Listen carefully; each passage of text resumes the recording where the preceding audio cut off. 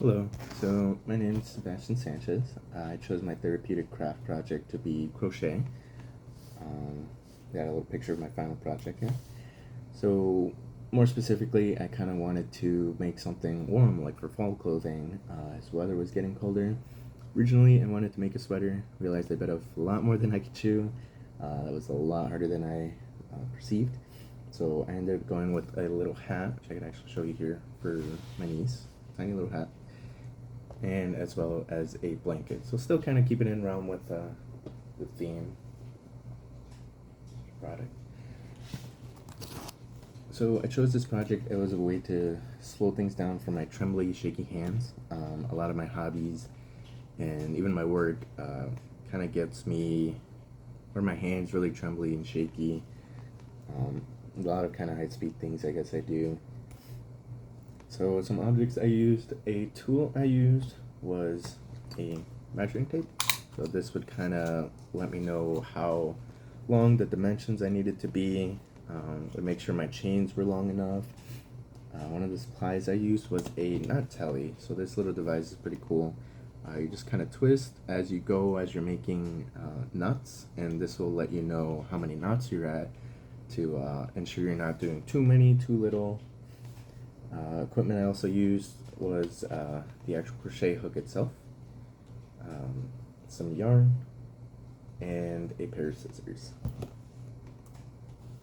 Space demands, so lighting and sound to me was really important, as light was necessary for me to really look and pay attention to what I was doing. And having the area be nice and quiet was necessary because I would get distracted easily and would, a lot of the time, was making some mistakes as I was getting distracted. So social and cultural demands. I actually originally went to my grandmother for help on learning crocheting. Funny enough, she told me to go to my mom. She said my mom was better. So I went to my mom, and she was a tremendous amount of help, really, as it was a lot easier to learn from her and see what she was actually doing, pay close attention to the detail, versus looking online on an article or on a video. She also helped me in picking the yarn signs and in giving me some of her leftover yarn, which is really nice. Sequence and timing, so I won't go through all of it physically, but I first learned how to properly hold the crochet hook, which I kind of used a modified pencil grip that worked the best for me. And then I learned how to do a slip knot, so that's really just how you get a knot onto the crochet hook itself and hold it in place there. And then I learned how to chain stitch, which is essentially a linear action to where you make a chain of yarn first. And then I learned how to single crochet, which is actually how you link those chains and kind of start making it bigger and bigger. And lastly, I learned how to do a finishing technique, which is how you get kind of cleaner ends from your project. So I have some pictures of my steps. This is sorry, a bit too far. This is a picture of the chain stitch, then the single crochet, and I kind of got it. So I did multiple of these. I went through a lot of yarn trying to learn how to do them.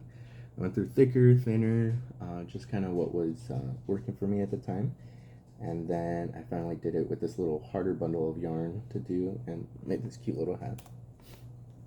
And this one is for the blanket. Started off with that chain stitch, cleaned it up a little bit, made it single crochet, a little bit bigger. And here I still had a lot of work to do, but it was kind of finally starting to take form. Performance patterns, so I fit this project into my routine pretty easily, as I enjoy doing calming activities after like a workout. Client factors, so first body structure I needed was my eyes and my hands, so those were both really important, as my eyes, visual, and my hands, they were the most interactive part.